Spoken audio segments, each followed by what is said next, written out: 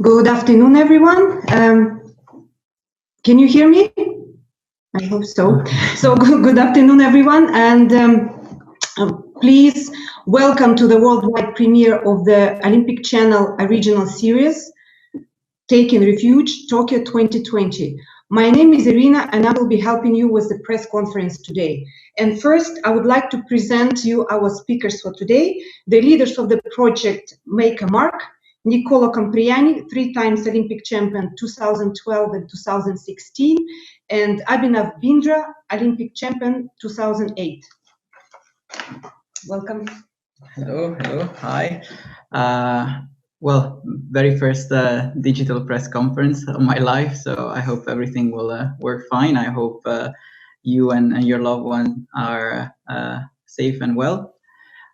Thank you so much for joining us. The idea is really to present the project, present the series, and also we're going to have a Q&A session at the end of it. Thank you, Nico. And a few words from Abhinav. Yes, firstly, good afternoon, everybody, and thank you all for joining us this afternoon. I hope all of you are well, your families are well, and all keeping healthy and safe. Looking forward to the proceedings this afternoon, and let's get going.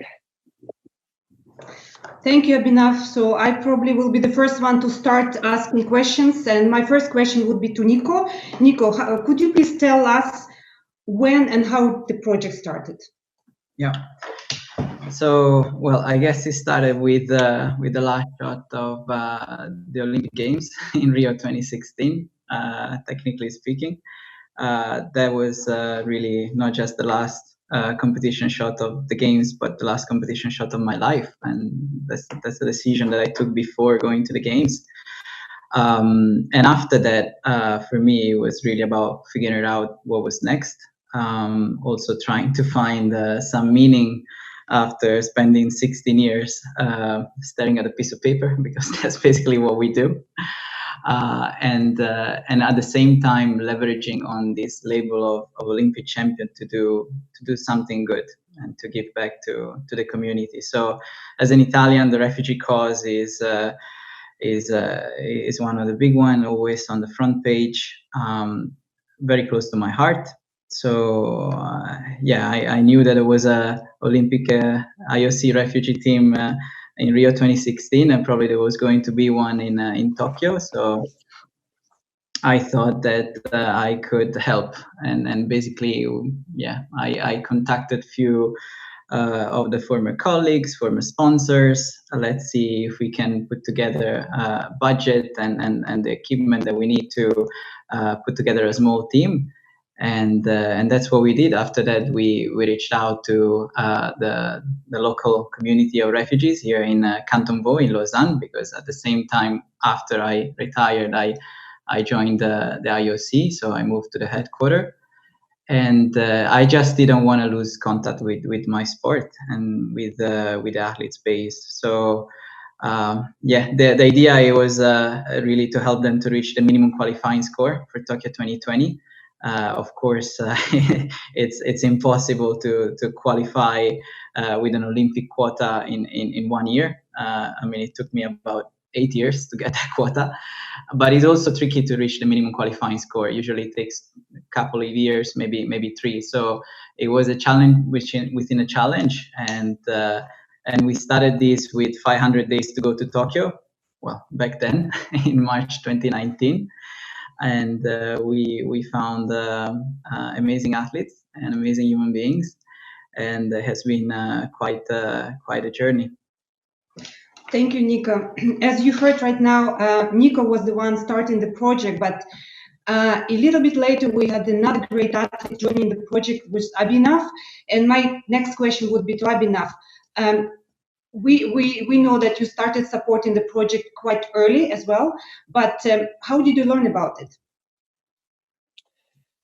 Well, I think I've seen firsthand the power of sport to change lives. I know it changed mine. After retirement as an athlete, I knew I still wanted to continue to do good in the world and through sport. As a member of the IOC's Athletes Commission, my travel got me in touch with Nico in Lausanne. who told me about the plans he had. I was really, really taken in by the story, and more importantly, by his passion for the concept. I even went to interact with Kalua, Mahdi, and Luna at the World Archery Excellence Center. I was really touched by their resolve, their determination, and commitment, and I felt very deeply that I had to contribute to the project. I almost immediately volunteered to help in any way that I could. And 1 year later, here we are. It's been great to see so many more people come on board onto this project, including some dear friends. Our journey has proved time and time again that sport has the power to unite people from across the world. And Nico and I are both excited about what lies ahead. And we really hope that this project will touch the lives of many more in the world. Nico, from the beginning, has always told me that he envisions this project to be taken forward by more Olympic champions and fellow athletes as they take on more refugees to be part of the project, whatever their sport may be. Make a mark is the way that we've chosen forward. Our website has just gone live under www.makeamark.sport with a few details of the journey so far, and we are going to slowly and steadily going to be putting on much more information and details about the athletes, as well as have information to come forward as a donor or a partner or a future participant. So that's been my involvement so far. It's been very, very meaningful, I have to say. Thank you very much, Abhinav. Definitely your contribution to the project was incredible and very much valuable. My next question would be again to Nico. And Nico, how did you come up with the idea of the series? Yeah, and that is one of the points that I guess it's relevant for you guys of the media, because today is the premiere of the first episode, and then later today you will see it will be available the first 5 episodes of the Taking Refuge series. That's basically the storytelling of the project.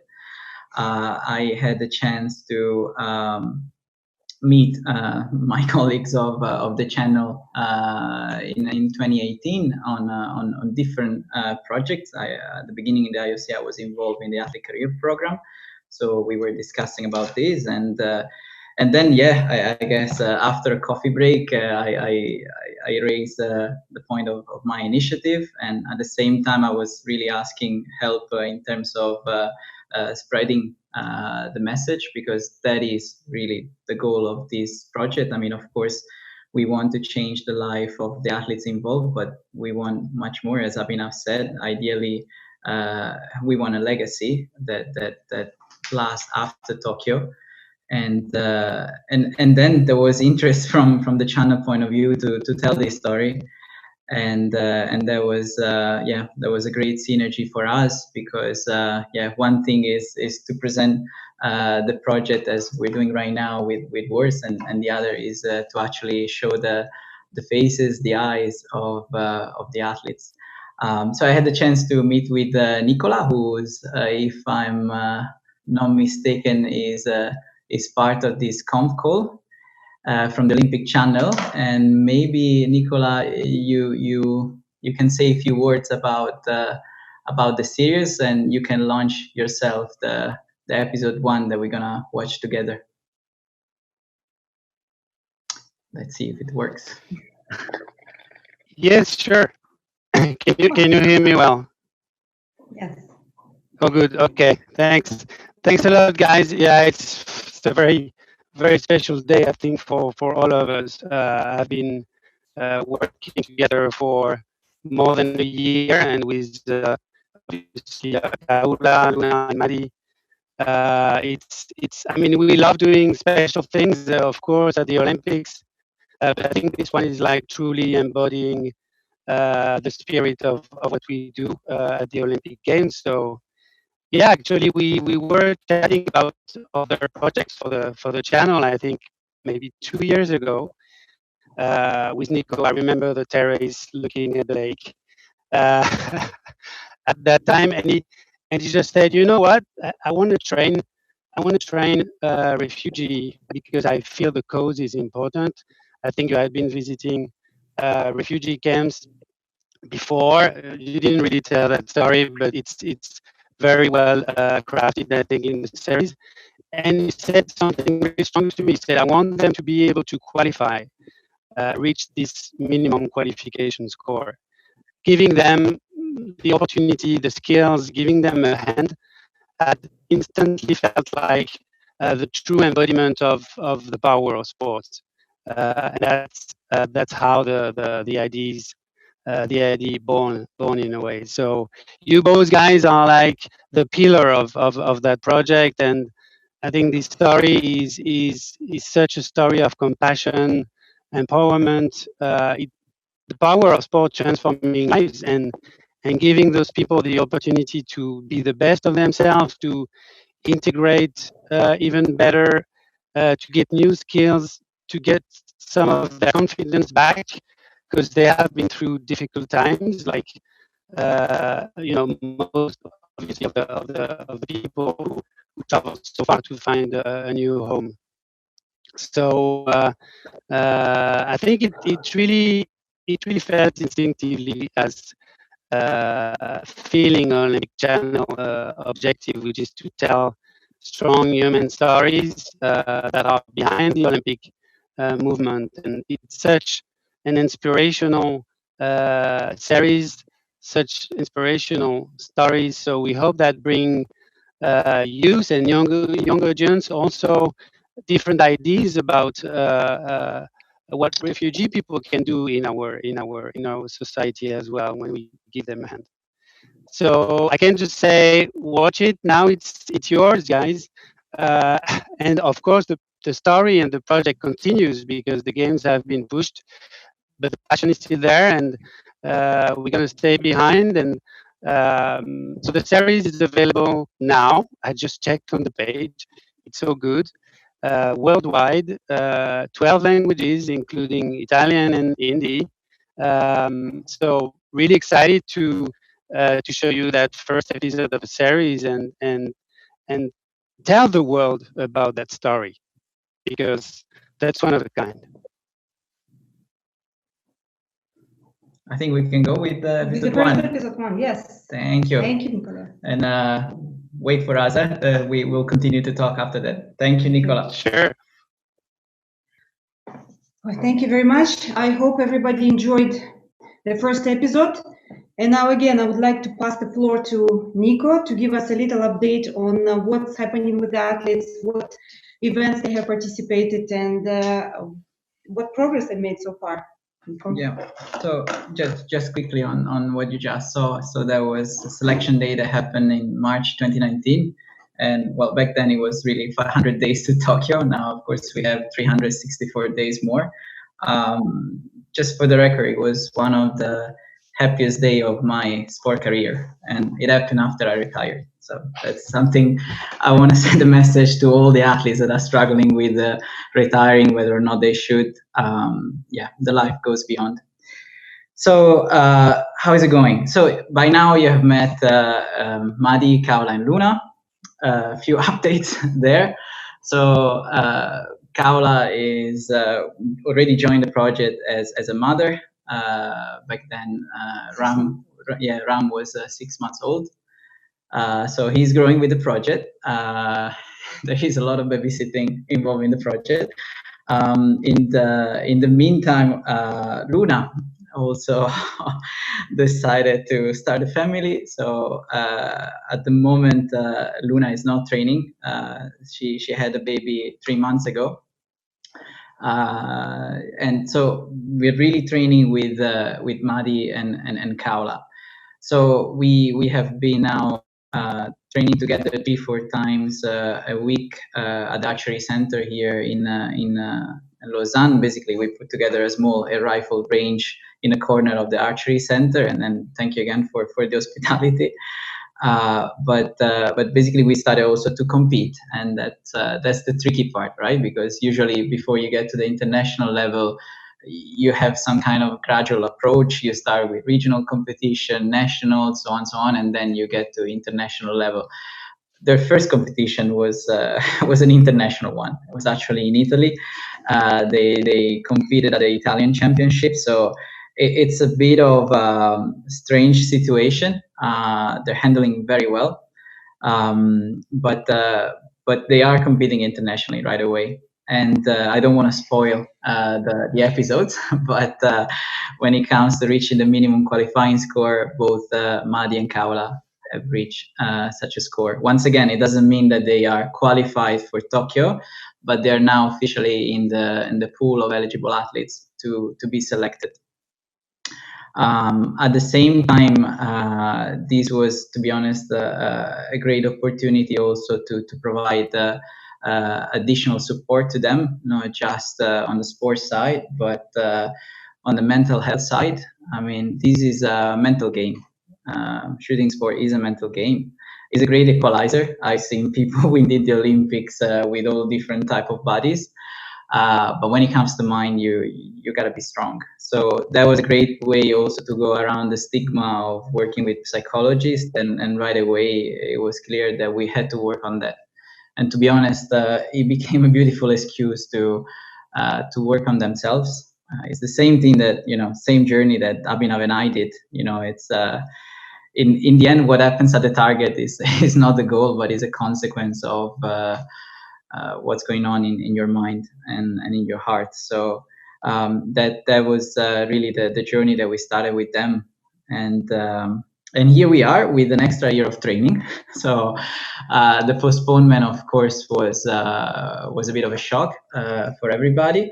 But at the same time, if I look at Madi and Kaula, that means that they have twice the time that they thought they had for training.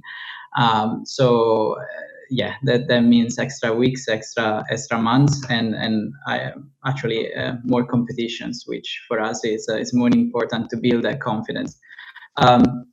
Just want to clarify a couple of things. So when it comes to the girls, they are fully recognized refugees by UNHCR. So if they do go to the games, they would go as IOC refugee team. And that's going to be a decision of the executive board down the road at some point before Tokyo 2020. When it comes to Madi, now he's an asylum seeker, but he's not fully recognized refugee. And here I learned so much. It's about the whole jungle of different type of visa and recognition. So he's representing Afghanistan, and actually in the competition that we attended to, for instance, the Asian Championship last year in November, he actually represented Afghanistan. So he was born in Afghanistan, but actually grew up in Iran and then left Iran. But yeah, he's representing Afghanistan. So we are in contact with the National Federation, with the National Olympic Committee. Once again, this project it's fully based on donations and crowdfunding. So yeah, we need that visibility actually to collect the budget, to travel really and attend different competitions. But yeah, this is our wonderful team. Now, when it comes to next steps in terms of the broader project and make a mark, I would give the floor to Abhinav. Yes, for the next steps, we are already actively looking to interact with athletes that are interested in taking the project forward, whatever the sport may be. We will be glad to lend our expertise and share our insights that we've learned along the way to ensure that those who do pick up the project will be able to hit the ground running. Our website will grow into a one-stop bank of information on athletes going forward, where their updates on training, tournaments, and other information will continue to come up. Through the Abhinav Bindra Foundation, we are putting a format to begin crowdfunding, should people feel the need to contribute to the project and further redemptions going forward. A part of the website that will come up and be running soon is Make Your Mark. This will be a page that would give athletes and refugees the resources to learn more about how to get involved. We would even work on ways going forward where we could assist refugees on how to get into sport, or even over time start putting refugees and volunteers together should they like to help. Back to you, Irina. Thank you very much, Abhinav. And I believe now it's time for questions. So, dear media representatives, now we are ready to open the floor for questions, and we kindly ask you to ask questions about projects and about the series.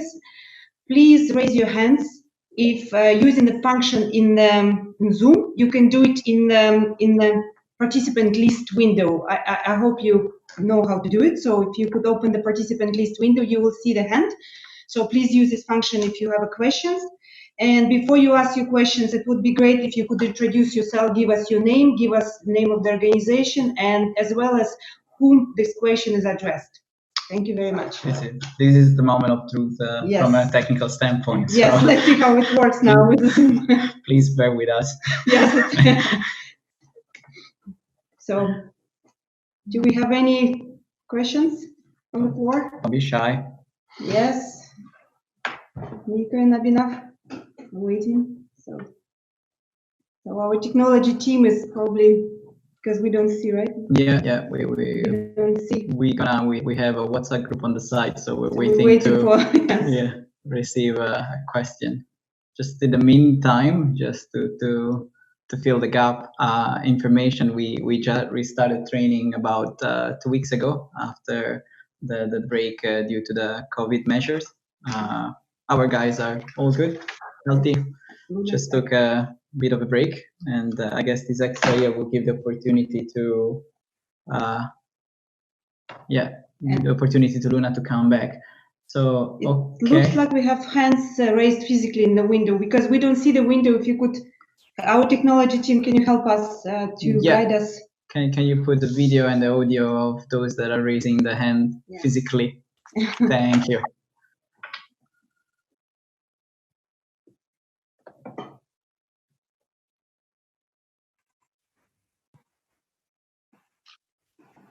Okay, I think we have 2 questions from India, right? I would pass them to you. And who the questions are addressed? I see the names, but I don't see who you would like to ask questions. Abhinav or Nico? Anyway, let's pass the floor. Yes, to who? Yes, to who? No, but like the question. The question, but okay. Yeah. So can we pass the floor to those who came to us first? Tushar, yes, Yes. Hello, everyone. I hope you can hear me. Yes, thank you. Hi. Hi, Nico. Hi, Abhinav. Hello. Yeah, I'm Tushar Dutt from the Times of India newspaper. Yeah, my question is to Nico.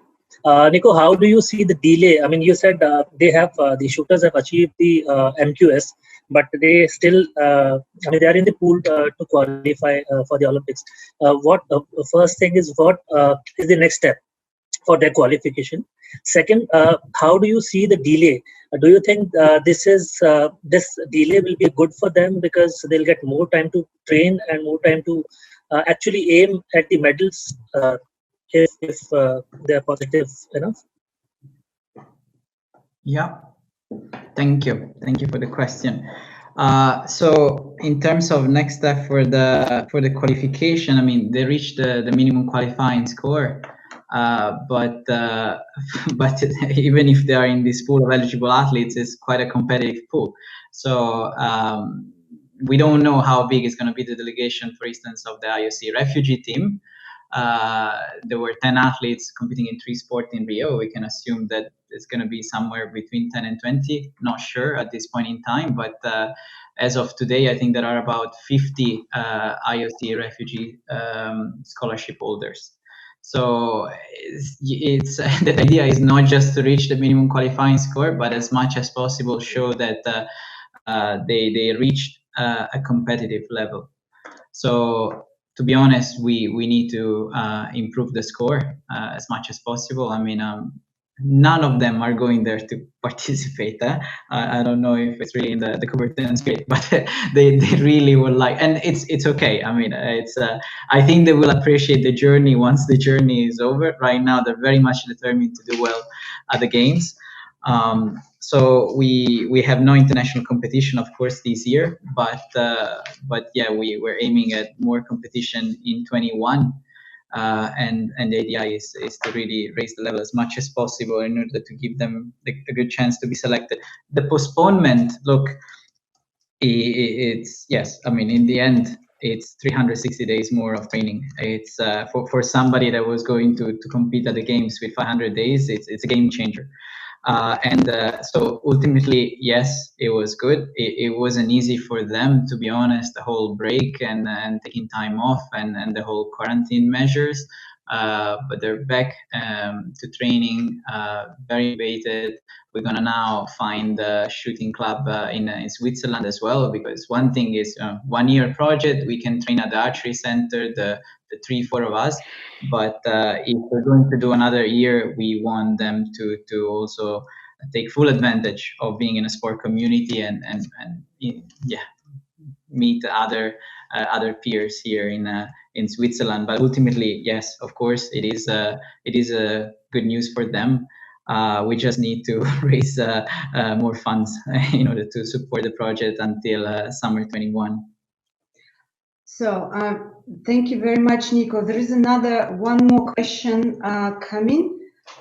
I would say I would go with the question from addressed to Nico Campriani. It's from Hindu, Kamesh Srinivasan, and the next will be Michael Houston. So the question for Nico: how challenging is the additional time of preparation? What's the budget for the project, considering that now we have postponement? Yes. In terms of impact of the postponement on the budget, on one side we had budget for 2 international competitions this year that didn't happen, and once again we don't foresee any international competition in 2020. So that budget has been basically moved to 21. Of course, there are a few other expenses in terms of running the training here at the archery center. So yeah, we do need additional support in terms of budget. I mean, it's really about covering the cost of travels and accommodation when it comes to competition. Of course, there is no per diem, nothing. I mean, we try to run as simple as possible, and yeah, I mean, to be honest, we don't want to spend the whole budget if we don't have to for Tokyo 2020. I mean, that's the whole point. Ideally, if any other Olympic champion or elite athletes wants to pick the baton, we're happy to at some point just smoothly transition into the next project. Right now, we are based on 2 foundations. One is the archery. World Archery Foundation, and the other is Abhinav's foundation. So everything in terms of donation is coming into these foundations. If the project grows, we might have to open a Make a Mark Foundation, of course. Thank you, Nico. So next question is to Michael Houston, and next will be Neru Bhatia. So Michael, the floor is yours. Let's see if it works. Yep, I hope you can hear me. Yes. Hi. Thank you. Thank you, Nico. Thank you, Abhinav, and all the team that have put this together. Really just looking at the kind of main challenges that you saw when you're coaching refugees, and what do you feel are the challenges that they have in sport to access sport, and how much of it sorry, let me rephrase that. How much do you believe that there is untapped potential when it comes to refugees? Can you just repeat the last part of the question? Yeah. Sorry, the audio wasn't. Yeah. So again, just to reiterate, it was to ask, what are the main challenges that you see the refugees have in sport, and how much do you believe there is untapped potential in sport for refugees? Yeah. Thank you. And if it's okay, I can start, but please feel free to jump in. So, I mean, the whole recruiting process was also interesting, right? Because we didn't know much about these candidates. So it was really a lot of work that we conducted with the respective social workers. Try to understand where these people come from, if there is anything that we need to be aware of, and to be honest, yes, there was a selection day, but the real selection happened in front of a coffee in a Starbucks, the one at Gare here in Lausanne. And it was really about talking to them, trying to understand what was the motivation, why did they want to be involved in the project, and trying to see that the spark in the eyes. They're extremely motivated. At the same time, it's you know, I need to manage the expectations. You know, it's they want to go to the games, but as much as possible, I want them to enjoy the journey. Now, from my point of view, you know, there will be a life after Tokyo.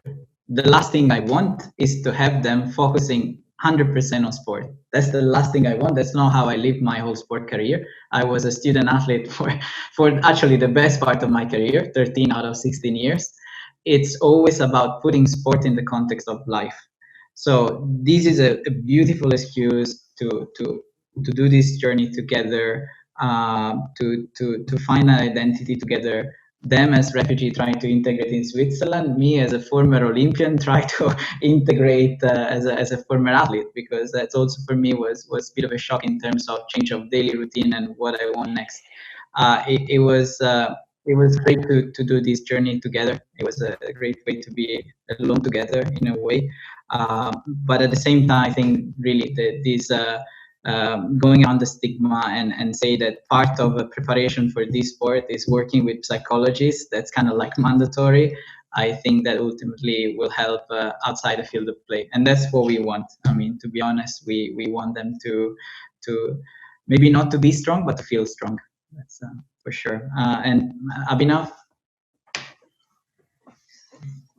No, I think Nico put it perfectly in. He's the one dealing with them on a day-to-day basis, so he has much more perspective on this. But I think I just like to say that, you know, yes, sport is important, but it is also using the power of sport to change people's lives and impact it in a positive manner. And I think that is an equal.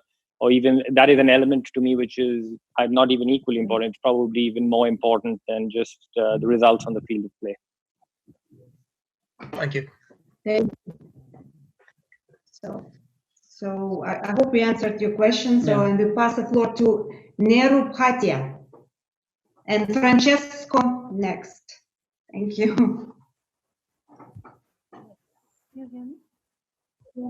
Yeah, we can. Hi. We can hear you.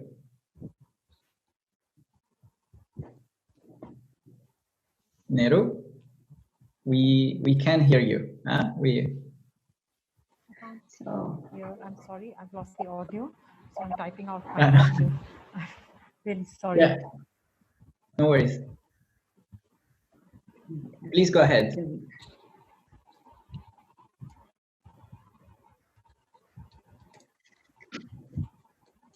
Okay. So I believe we received the question in writing, right? So the question is training is one thing, but how... Excuse me, I'm really sorry. Okay. I would like to read the question to everyone. Is training is one thing, but how challenging will it be for you to prepare them to be ready for strong competitions? Are they ready enough? This is the question, yes. Okay. I mean, it really depends what we mean with enough. I competed in 3 Olympic Games, and I was never ready enough, to be honest. Nor was I. So especially the last Olympic Games in Rio. Again, it really comes down to goal setting, right? And then that's why I think this sport is quite interesting as an analogy of life. You know, if you go into that Olympic final thinking that, you know, that the last shot will define who you are, with the whole world watching, I mean, good luck pulling the trigger. But the idea is to set the right goals and to believe in them. Because one thing is to say to the press, I'm going there to give my best, and then deep inside you kind of, you know, you dream about the goal, or is truly believe it. And the good thing about shooting sport is that you can't lie to yourself, and the target will always show the truth. So I think for me it was really leaving the firing point with no regrets. And to be honest, I hope these can become their goal as well. And then at the end we count. It's that simple, to be honest. Yeah. Abhinav, anything? No, I think you put it really well.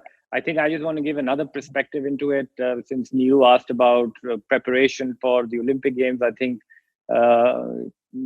all three of our athletes, Madi, Kaula, and Luna, would be athletes who would have had probably the most amount of camera training or media training or whatever you want to call it than any other athlete in the world, because of the production of the series. You know, they're pretty used to it, and you know, at the Olympic Games they're going to face just that. So in comparison to a lot of other athletes who do not normally on a day-to-day basis have that spotlight on them, our guys are quite ready, at least in that element. So but of course the bigger picture Nico already put forth. Thank you, Abhinav. So now we pass the floor to Francesco Cecchini. I think it's Italy is now with us. Yeah. Yes.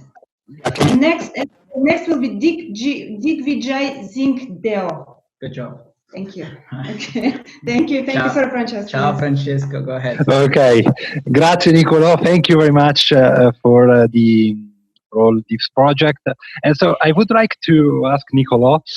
So Madi comes from Afghanistan, but what about the other? Because I missed their details. So where do Luna and Kaula come from? Thank you very much.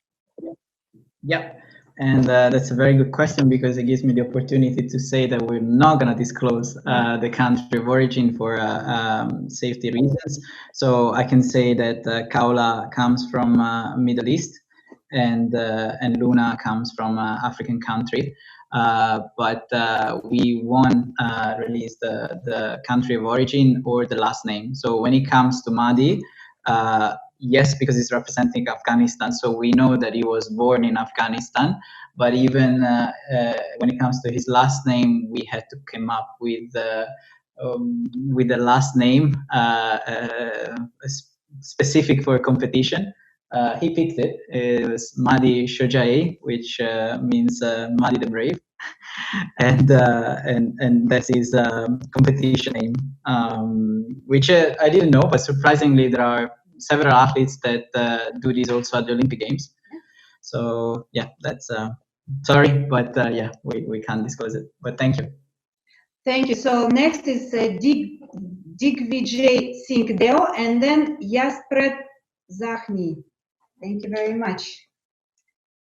Hi, thanks for this. Hi, Nico. Hi, Abhinav.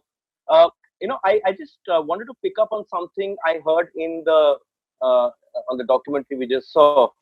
Abhinav had spoken about this after he won his Olympic gold in 2008, and I was rather intrigued to see hear Nico speak about it as well, which is about not enjoying it.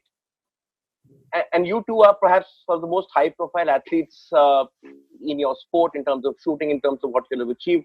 And if people like you are feeling that sort of an anxiety, then what is the advice both of you would have for young shooters who are now stepping up to that level? Because earlier displaying signs of anxiety or stress was seen as a weakness, but right now, as we know, this is getting rather serious. And that's the connection I really want to make is with both of you having achieved at the pinnacle of your sport and still feeling that sort of anxiety. Yeah, thank you. Abhinav, you want to start? Yes. I think one of the biggest misconceptions in elite sport is that, elite athletes are supposedly superhuman beings. But the reality of the matter is that we are human beings, and we're humans first and athletes after. And we are as vulnerable as anybody else. We probably have more triggers for a mental issue than perhaps other normal people, because we have fewer outlets. But the reality of the matter is, in elite sport, there are pressures that one has to deal with, and as you climb up the ladder, as expectations rise, perhaps your own expectations rise, it's not going to ever get easier. I mean, if competing at an Olympic final was a walk in the park or was an easy ride, I'm sure many more people would be able to achieve greatness. But the reality is that we're human beings and we're as vulnerable as anybody else, and that is a reality. And it is a reality that one has to accept, one has to work with, and one has to always take an active role and work on it actively. It can't be, you can't just ignore it. I think if you have issues, if you have any issues on anxiety, I think you have to deal with it. I competed for a long time in my career. I was always assailed by anxiety. It was, I never had a competition ever in my career, in my long career, that was an easy going. And I've had the chance in my life to interact with several Olympic champions in several sports, and although their performances look spectacular from the outside, and sometimes even very effortless to the spectator, but when you actually go and talk to them, what they feel inside, and when they are actually competing, it's really, really tough. But that is the nature of sport. That is the whole nature of competing at the highest level, and that is what you have to work with, and that is the nature of the game. And but the important thing is you have to deal with it, and you have to deal with it appropriately. You can't let it get the better of you. I think the important message that I'd like to give is that, of course, there is a sports side of it, and we all want to win and we all want to perform well, but sport is not the only thing in life. And as Nico put it very beautifully a few minutes ago, it's not that your last shot at the Olympic Games is not going to define who you are. There's much more about you as a human being, which actually in the real world defines you. Yeah, just want to add quickly, because Abhinav summarized very well. I just don't agree with the equation that a gold medal is equal happiness. And you're talking to two of the most successful athletes in our own sport, but we do have the rights to be unhappy. It's not that because we won the gold medal we're supposed to be the happiest people in the world. Look, at the end of the day, it's about meaning. It's about being passionate and love what you do. I will never forget the sense of void of the day after we need the gold medal. It's like, okay, what's next? And it's so important to pass this message to every athlete, that it's not going to be on a podium that they will find the answer. And to be honest, for me, it was actually to reverse the equation, and was to be happy before pulling the trigger for the last shot. I mean, and then if I was happy, my chances to win the gold medal were actually much higher. But it's really who you are that define what you do, and the number of medals that you're going to win. So it's about working on yourself. This sport is amazing in that sense, because it really forces you to work on yourself. But it's okay to be blue from time to time. It's just especially in a sport where we put earplugs and we isolate ourselves, we realize the importance of raising the issue and flag it and reach out to peers, friends, family, entourage, and try to address it sooner rather than later. Thank you, Nick. I think we are running a little bit late, so we'll try to finish as fast as possible with all our journalists. So next one is Yasprit Zakhni, and the next one will be Mihir Basavda. Sorry if I'm spelling the names in the wrong way. I'm very, very sorry, but Yasprit Zakhni. Thank you. Hi, can you hear me? Yep. This is Jasprit. I'm from the Times of India. First of all, congratulations for this project and for its success. And thanks for inviting on this press conference. My question is to both Abhinav and Nico. there is a thing called athlete mindset, and we heard in the episode as well. We lost you now. Can you hear me? Audio is not like now. Can you Yes. can you hear me? As soon as you start the question, yes. Okay. You repeat, thanks. So I was asking that you picked up athletes, some of them who had never played any sport at all, and we heard that some of them saying this as well in the episode. And there is something called athlete mindset which needs to be developed first before you can train somebody to become a champion. That's the cause of this project. So how difficult was it to train them as an athlete first in the mind and then shoot at the target to hit the bullseye? Yeah, I don't. Hi, thank you for the question. Sorry, I don't know if it's that sequential. I mean, I probably you know, when I joined the sport, it wasn't really about competing, right? It was I was enjoying what I was doing, and it wasn't about comparing my performance with the guy next to me. I was just trying to learn a very specific skill set, which was try to stay as still as possible, and it was a very personal challenge with me and the target. That's it. It was really a lot of fun, and slowly I think that mindset, that competitive mindset, developed along throughout the first trainings and the first competitions. So that's basically what we're doing. I think what is different here is that, you know, I talked for the first time to the sport psychologist after 7 years. And before that, it was really trying to figure out the best way to handle fear with my dad and my mom and, and a few other friends. So what is different is that we set a very clear and solid framework since the very beginning, which is actually very important, because one of the hardest thing is forget the bad habits. You know, it's my whole career was about remember to forget. So it's, the great thing is that we can set the right premises since the very beginning. But yeah, I guess, you know, it's they are discovering new part of themselves. To me, it was I didn't know what to expect actually at the first international competition, because I thought, okay, this guy saw everything. They had a very difficult past. For sure, it's not going to be a competition that will, you know, scare them. And they were so excited, so excited. And I had to remind them, it's like, look, this is just sport. what's the deal here? And so we are we are learning this. We're learning this together. But yeah, I believe that it's a joint process. Yeah, and to be honest, after 16 years of shooting, I still don't know what makes a good shooter a good shooter. I have no idea. I don't know what talent is in my sport. I've seen 30, 40 people in the world that can easily do the world record in training. And when it comes to the Olympic Games, maybe one guy. And to be honest, the worst enemy is not me or Abhinav, is their own mind. So it's, you know, it's the potential is there. That's the fascinating part, to be honest, of my sport. The potential is there.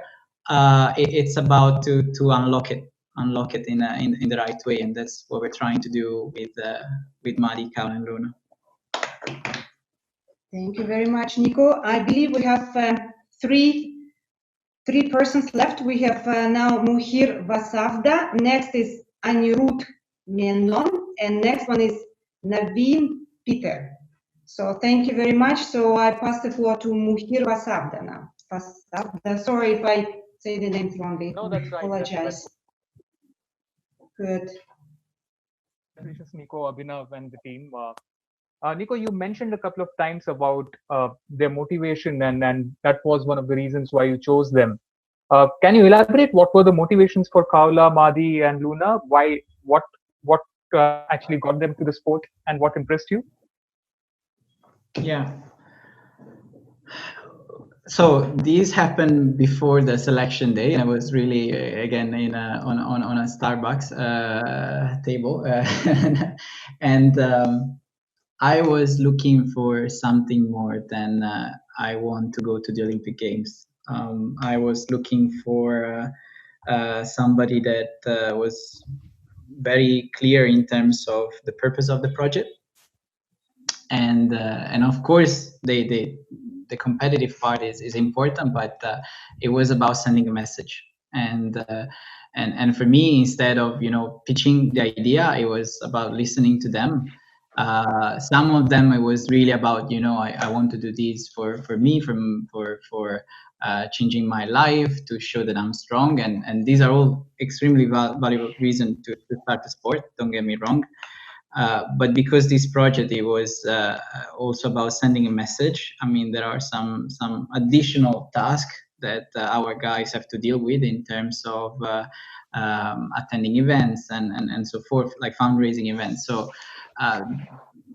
I think for me, it was very important that we were very much aligned since the very beginning on the objective, and for them, either was for Kaula to set an example to her son, and one day for her son to be proud of her, or Madi to send a message to the world when it comes to the refugee community. And you will see in the episode, Madi is incredible. He's so wise, and he always come up with a quote that you're completely unprepared of to hear.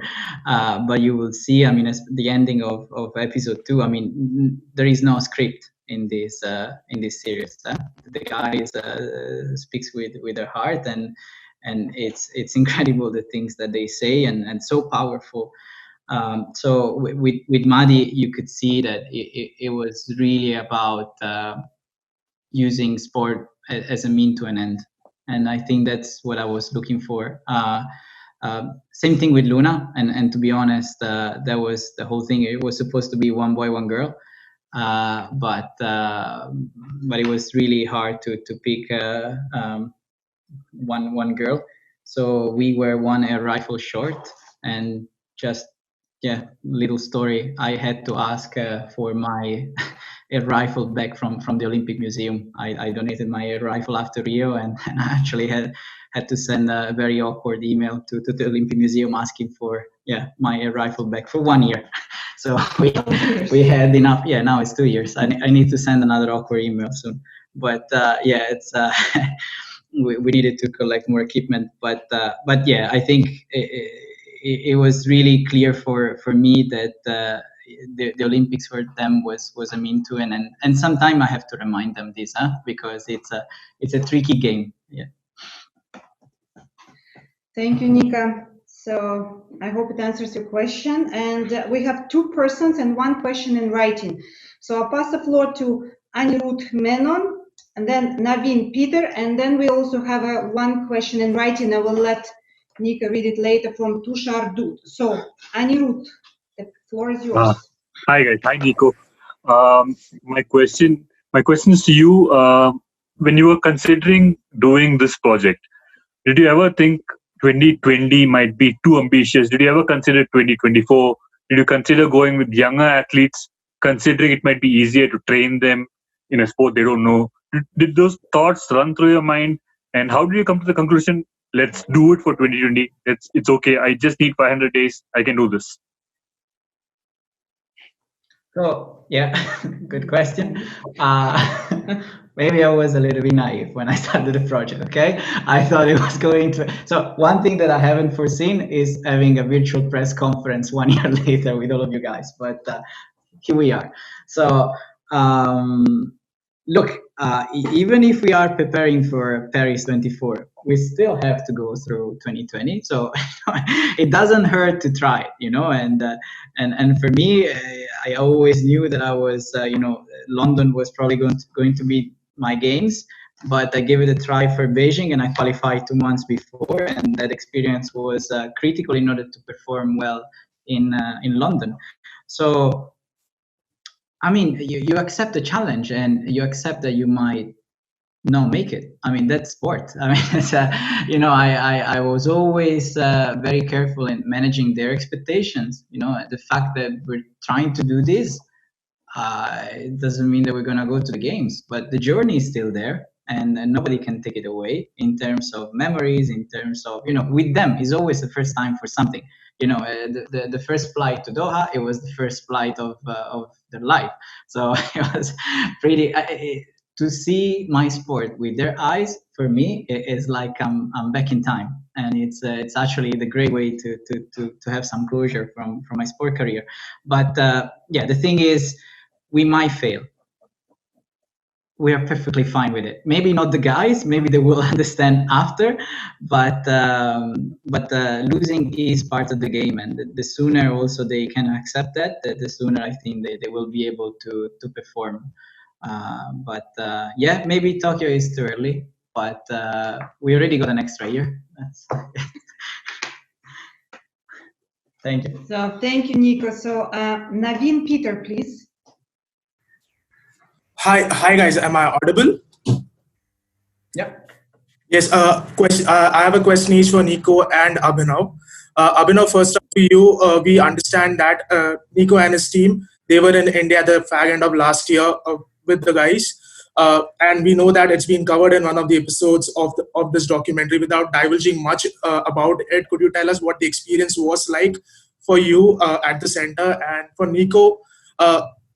Winning a gold medal or a medal at the Olympics is one thing, but competing at the Olympics, competing under the flag of your nation in itself is a greater aspect, right? Have you had conversations regarding this with the guys about competing under a flag at the games? Abhinav, you start, so you give me some time. Well, we are going to end this press conference with showing you a little trailer of the India episode. So I'm going to cover your part in just after all the questions are done. So just for the sake of time, I'd not like to repeat it, but I'll cover it just after the last question. Absolutely perfect. Yeah, then when it comes to the question about representing your country, well, that's yeah, I mean, of course, when it comes to Kaula especially, she really would like to represent not the country where she grew up, but the country of origin. It's tough, right? I mean, it's really about feeling that you're belonging to a community. I mean, that's the whole point. You have 206 National Olympic Committees walking to the stadium, and we are part of each of us, our own respective community. At the same time, I do feel that in my sport career, I had two families. You know, and one was the Italian team, and the other was my sport community. I mean, I feel extremely close to my peers. I mean, with Abhinav, I mean, we kind of grew up together. You know, I spent more time with Abhinav than with my mom since 2007, and that's the truth for Kaminsky, and so on and so on. And in a way, I probably have more things in common with Abhinav and Kaminsky rather than I don't know, a boxer from Naples. So it's what I want to say is that maybe they found a different community to belong, and even if yes, it's true they will not represent their country, they still feel part of a community. I mean, this is true. You can feel it right away. We competed a few World Cups, and everybody was very interested about their story, and more people get to know them and wants to support and want to help during the training before the competition. So it's a different way to be part of a community, but it's still belonging to a community. And yes, I mean, the refugee team will walk into the stadium after Greece, if I'm not mistaken, as a second in the Olympic opening ceremony. Well, interesting enough, the second delegation to walk in is the refugee team. The third delegation should be Afghanistan because of alphabetical order. So if they both make it, I hope to be somewhere in between. But yeah, so it's we are a group in that sense. Thank you. Now we have a very interesting question for Nico. I believe you will enjoy it. How did you deal with the hurdles that came during the journey? In this case, Marty's refugee status and the girls' decision to start families. Yes, yes. Your favorite one. So for Mahdi's refugee status, now we have a guy in Kabul. That's a little bit strange way to say, strange things to say, but we had to start from scratch. I mean, Mahdi was here in Switzerland, but he wasn't a fully recognized refugee, but didn't have an ID from his Afghani origin, and he grew up in Iran, but with no documents. So he was a bit in a limbo. So we had to start from scratch. So first we needed to find a relative from his father's side in Afghanistan, in Kabul, in order to have an Afghani ID. Once we had the Afghani ID, we apply here in Geneva for a passport for Afghanistan and try to rush it in time for his first trip to Italy. We got the passport the day before the trip to Italy. It was it was an incredible journey, and I learned a lot.